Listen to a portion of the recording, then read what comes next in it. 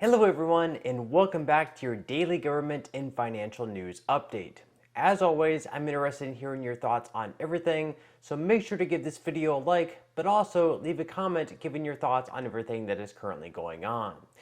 Okay, so with quite a lot of people surprised that Joe Manchin was finally able to strike a deal with Senate Majority Leader Chuck Schumer, many hope that the Inflation Reduction Act will, well, lower inflation. In the reconciliation bill, which they hope to pass with just 50 Democratic votes, it will change the tax code aimed to lower healthcare costs and also includes climate change measures. Furthermore, Democrats, including Joe Manchin, claim the bill will also fight inflation, lower energy costs, and doesn't raise taxes. And while some Americans may believe these to be positive things, one of the things that's currently being questioned is if the bill actually doesn't raise any taxes on any Americans. After all, raising taxes on Americans during a recession wouldn't be the smartest thing to do. When we're already struggling to get by, having more of our paychecks stolen and sent off to Washington definitely wouldn't make things any easier. Also, President Biden promised to not raise taxes on any Americans earning less than $400,000 per year, so surely he would keep that promise at least, wouldn't he? Yesterday, during a series of interviews, Joe Manchin claimed the bill wouldn't raise taxes on any Americans. Let me start with something you said back in 2010 in a debate when you were running for Senate. Here's what you said. I don't think during a time of recession you mess with any of the taxes or increase any taxes. So that's become your Republican colleague's favorite quote to roll out now that you've made this agreement with Chuck Schumer that has a tax piece to it. Why'd you change your mind? John, I didn't change my mind. I've never changed at all. This is fighting inflation. This is all about the absolute horrible position that people are in now because of the inflation cost, whether it be gasoline, whether it be food pricing, whether it be energy pricing. And it's around energy mostly. It's driving these high inflation. This is going to take care of that because this is aggressively producing more energy to get more supply to get the prices down. That's what we're doing. But we didn't raise taxes, John.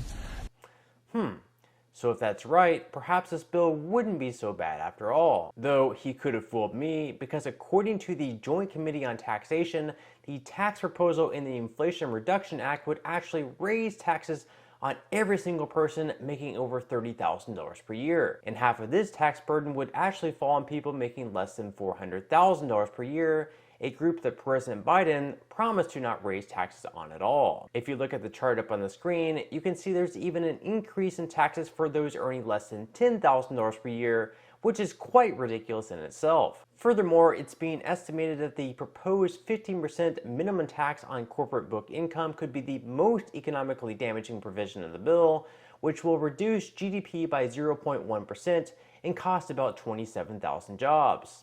There are also 5 tax hikes in the reconciliation bill, some of which may actually lead to higher energy bills for consumers.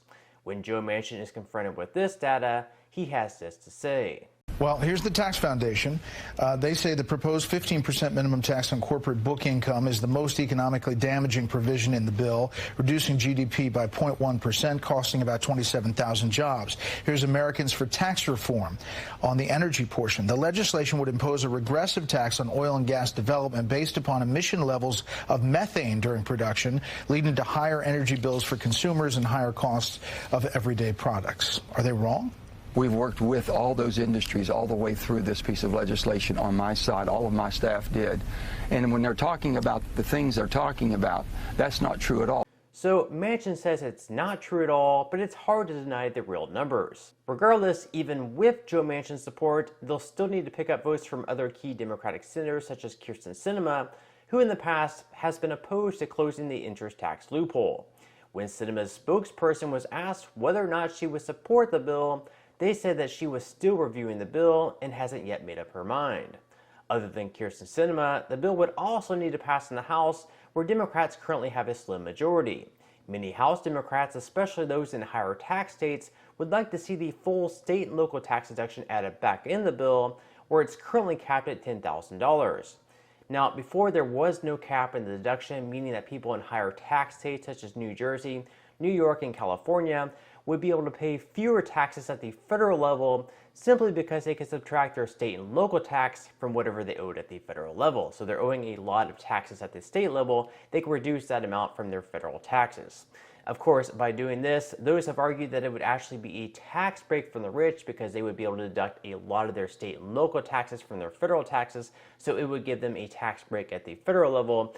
And this is something that a lot of people on both sides of the aisle have been against. Now, one of the biggest impacts of the bill I think most Americans would be concerned about is whether or not it would actually reduce inflation, as the name of the bill says. With inflation being at its highest point in 40 years, it's been absolutely devastating to most pocketbooks, especially for those on fixed income such as Social Security.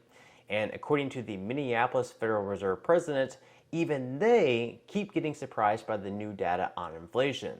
It's very concerning. You know, we keep getting inflation readings, new data that comes in and as recently as this past week, and we keep getting surprised. It's higher than we expect, and it's not just a few categories. It's spreading out more broadly across the economy, and that's why the Federal Reserve is acting with such urgency to get it under control and bring it back down. Now, the good thing for a lot of Americans is at the very least, they have seen some pretty solid wage increases over the past year.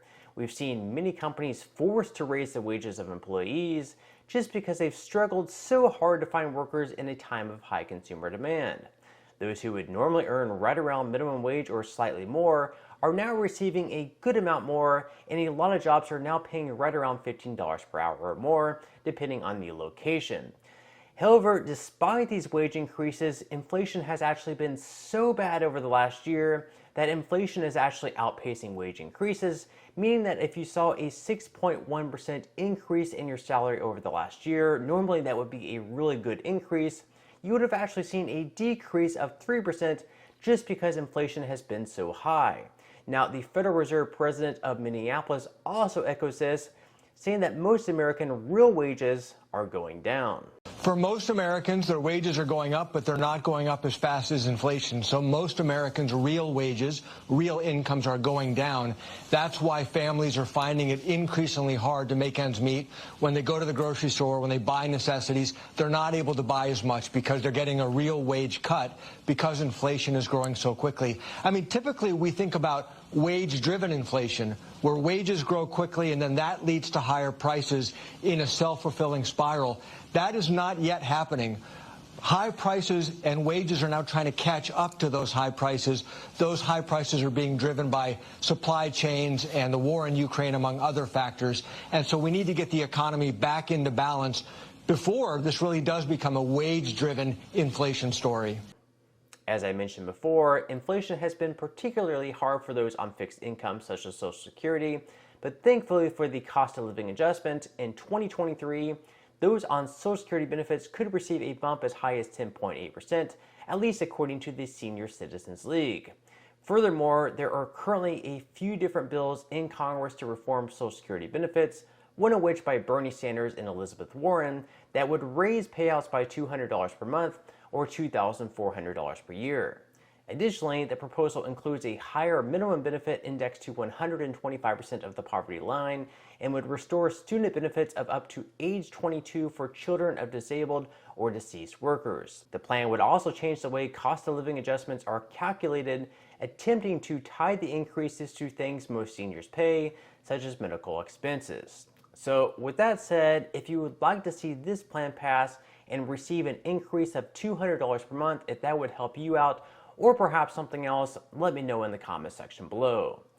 Okay, now moving into some money news, where the stock market once again opens up today after having a really strong performance over the last week. Over the past 5 days, the S&P 500 has gained 4.15%, the Dow Jones has seen an increase of 2.80%, and the Nasdaq has bested them all, up 4.67%. With investors hoping stocks keep their momentum this week, so far, pre-market trading is currently in the red, with Dow futures down 0.25%, S&P 500 futures down 0.36%, and Nasdaq futures down 0.40%. As far as Bitcoin goes, over the last day, it's been down 1.39%, but still hanging in the 23,000s range, and we actually zoom out to the last 5 days, it's been in the green by 5.67%. And so with stocks and Bitcoin beginning to finally head in the right direction, it definitely wouldn't be a bad time to start investing, or if you've already started investing, to continue dollar cost averaging in. So if you would like to receive 6 free stocks and $5 worth of Bitcoin in the comment section below, I will leave a link where you can receive just that from my partner in Webull. And even if you don't feel like investing at this time for whatever reason, once you receive the free stocks, you can always sell them for what they're worth and transfer that money right back to your bank account.